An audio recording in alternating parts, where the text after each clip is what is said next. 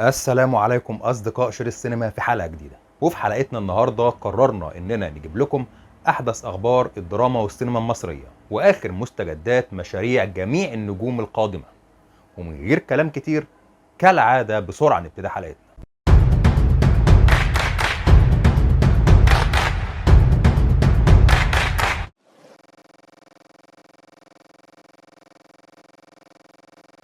ونبدأ بخبر النجم محمد سلام واللي قرر الرجوع للدراما من جديد وبيحضر لمسلسل من تأليف المؤلف أحمد عاطف.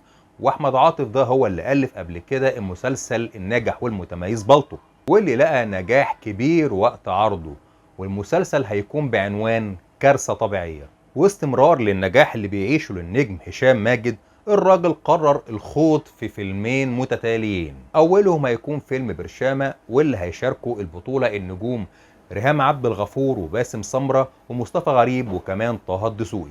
والفيلم احتمال كبير ان هو يتم عرضه على الصيف القادم، انما الفيلم التاني هنتكلم عنه في توالي الاخبار. وبالنسبة للنجم كريم عبد العزيز قرر الخوض في تجربة سينمائية جديدة وهتكون من إخراج بيتر ميمي، واللي شاركوا نجاحاته في معظم أعماله الأخيرة زي بيت الروبي والحشاشين. وكمان هيشاركوا بطولة الفيلم النجوم ياسمين صبري وإياد نصار، والفيلم هيكون بعنوان الأرض السوداء. وفي تجربة فريدة من نوعها قرر المنتج والمخرج مجدي الهواري الخوض في تجربة جديدة والتعاقد مع اليوتيوبر والإعلام المعروف سامح سند لإنتاج بعض من حلقاته المشهورة بالقصة الكاملة وتحويلها لعمل درامي. وبالنسبة لحلقات العمل ده هتتكون من 10 حلقات ولسه لم يستقروا على الكتاب والنجوم المشاركين في العمل، واللي من المنتظر انه هيتم بدء التصوير فيه على ابريل القادم. وتعالوا بينا سريعا نتعرف على اخر اعمال النجم آسر ياسين، واللي هيكون عبارة عن عمل سينمائي جديد بعنوان انغاب القط. وهيشاركوا بطولة العمل النجوم اسماء جلال ومحمد شاهين وانتصار. العمل هيكون ذات طابع كوميدي واللي هيقوم بكتابته هو ايمن وطار، والاخراج هيكون لسارة نوح. وحاليا بيستعد الفنان الشاب نور النبوي لعرض مسلسله الجديد بعنوان 6 شهور، واللي هيتم عرضه ان شاء الله يوم 23 اكتوبر على منصة واتشت. وهيشاركوا البطولة نور ايهاب ومراد مكرم. هي دي عربيتك؟ أي. حاجة تانية مهمة جدا في شغلتنا، المظاهر. صباح الخير، محرك مراد من شركة بي اتش للعقارات. ممكن اخد وقت حضرتك 5 دقايق؟ يا فندم 10,000 مقدم لفيلا ازاي يعني؟ انا متأكد اول ما تشوف المدفن هتموت فيه. احنا عندنا شقق يا فندم بتبدأ من 5 مليون. يا ولاد حضرتك بتشتمني ليه يا فندم؟ وكمان الفنان والمطرب احمد فهمي واللي بيستعد لعرض مسلسله الجديد نقطة سوداء على منصات شاهد يوم 5 نوفمبر، واللي حرفيا هيكون مليان بالنجوم امثال نضال الشافعي واحمد بدير وناهد السباعي ووفاء عامر واحمد مجدي واكتر من نجم كمان. وعندنا كمان المسلسل اللي هيتم عرضه قريبا وهو بعنوان وتر حساس، وده هيتم عرضه يوم 27 اكتوبر. والبطولة هتكون لصبا مبارك ومحمد علاء وإنجي المقدم. وكمان نشر الكاتب أيمن بهجت قمر صورة على صفحته على الفيسبوك بيعلن فيها بدء تصوير فيلمه الجديد الهنا اللي أنا فيه، واللي هيكون من بطولة النجوم كريم محمود عبد العزيز وياسمين رئيس ودينا الشربيني وحاتم صلاح، والإخراج هيكون لخالد مرعي.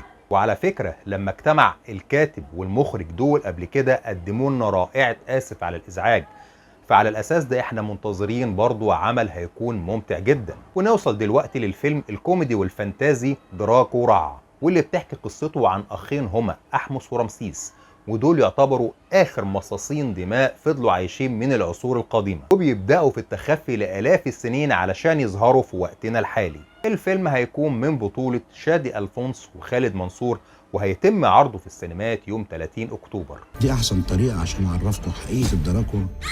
أنت في إيه؟ الملك أمر الكهنة بتوعه يلعنوا قبيلة دراكو كلها، بمجرد ظهورهم في الشمس يحرقهم ويحولهم لتراب. الشمس يا رمزي.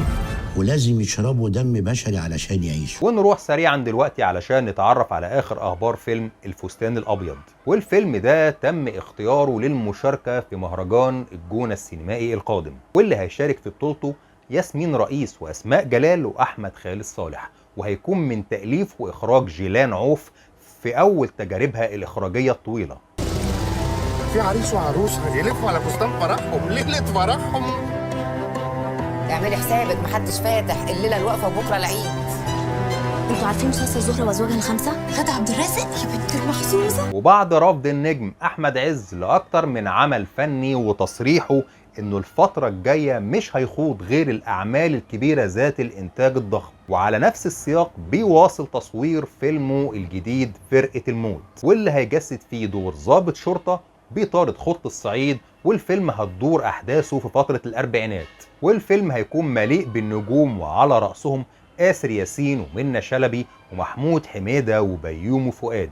الفيلم هيكون من تأليف الكاتب الكبير صلاح الجهيني اللي سبق واشترك مع أحمد عز قبل كده في ثلاثية ولاد رزق وكمان فيلم الخلية، والإخراج هيكون لأحمد علاء الديب اللي سبق برضه واشترك مع أحمد عز في أفلام جميلة زي العارف والحفلة وكمان بدل فائد. فده إن دل على شيء فبيدل على إننا هنكون منتظرين فيلم جامد جدا. وبيستعد النجم آسر ياسين لعرض أحدث مسلسلاته موعد مع الماضي على أحد المنصات قريبا، واللي أحداثه هتكون مليئة بالتشويق والغموض حسب التصريحات، وهيشاركوا في البطولة صبا مبارك ومحمود حميدة وشريف سلامة وأكتر من نجم كمان. ان كل حاجه اتفتحت من ساعه ما يحيى ظهر. طب واحنا هنعمل ايه؟ انا هتصرف. بابا عايز يحميني، لو مش هتأذي حد مننا مش هيعمل لك حاجة. لا اكيد ملهاش غير سكه واحده. وبرضو احنا في انتظار عرض مسلسل إقامة جبرية، وده هيشارك في بطولته النجوم هنا الزاهد ومحمد الشرنوبي وصابرين، ويقال برضو ان احداثه هيكون فيها شيء من الغموض والإثارة، ولكن لسه لم يحدد ميعاد عرضه حتى الآن. وعن النجم أمير كرارة اللي سمعنا ان هو حاليا بيقوم بجلسات تحضير لبدء تصوير أحدث أفلامه الشاطر، وفي تكتم شديد على قصة وتفاصيل الفيلم، ولكن التصريحات اللي اتقالت ان الفيلم هيكون في اطار من الكوميدي والاكشن اللي سبق قدمه قبل كده في اخر افلامه البعبع، واللي عرفنا اللي مشارك البطولة معاه هم هنا الزاهد ومصطفى غريب.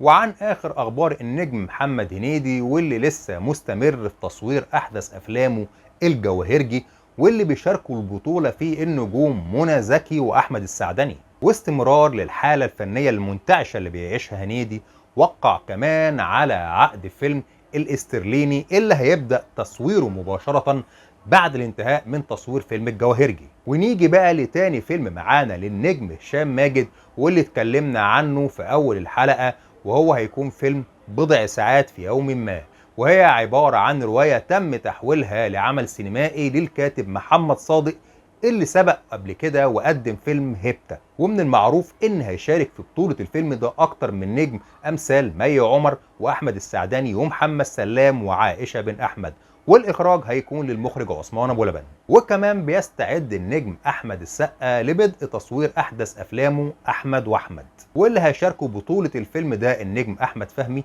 مش عارف ايه كمية الاحمدات الكتير دي، ولسه مفيش اي اخبار او تفاصيل عن قصة الفيلم غير ان هو هيكون في اطار كوميدي، والاخراج هيكون للمخرج الكبير احمد نادر جلال. وتقريبا كده هتكون في عودة قوية ومنتظرة للنجم محمد سعد بعد توقيعه على احدث افلامه الدشاش، واللي هيشارك فيه برفقة نجوم تقال امثال زينة وباسم سمرة وخالد الصاوي ووليد فواز، وشكلنا كده هنكون على موعد مع فيلم قوي وممتع. ومع استمرار تصويره لأحدث أفلامه أسد مع المخرج المصري العالمي محمد دياب، واللي معظمنا هيكون منتظره وبشغف، بيوقع الفنان محمد رمضان عقد بتجسيد دور البطولة في أحدث روايات الكاتب أحمد مراد لوكندة بير الوطويط، ودي هتكون خطوة ممتازة في مشواره نرجو تنفيذها بشكل احترافي. وبيستعد النجم شيكو للخوض في أحدث تجاربه السينمائية الجديدة بفيلم تافه جدا، ده اسم الفيلم مش رأيي. والفيلم هتدور أحداثه في إطار كوميدي، ولكن لسه لم يتم ذكر أي من صناع العمل اللي هيشتركوا فيه.